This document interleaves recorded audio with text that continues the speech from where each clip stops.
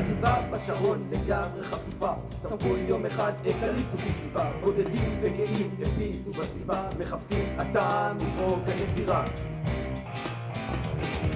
חלפו שנים וביום אביבי אחר, ואם נדייק חודש מאי 46, עלו לא רחוק חלוצים על הקרקע, הקימו מחנה ותכנו את האדמה. 30 במספר, איש וגם אישה, ובלב חרו יחד שמחה ואימה. הם עבדו והסיעו בלהט חזון ודיברו במילים שהיום במילון. בית במולדת הם ביקשו לבנות, מושב או קיבוץ לא ידעו מה לעשות, על כך הם התווכחו ללא לאות, מעדיפו מקדאי כצורת התיישבות.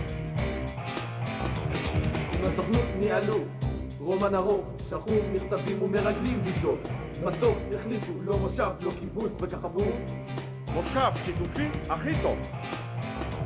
המחנה היה זמני וזה היה ידוע, אך למושב חיפשו במקום קבוע, אולי הלכו לעמק או יעלו על הר, אפילו לייבש ביצות רק לא במדבר.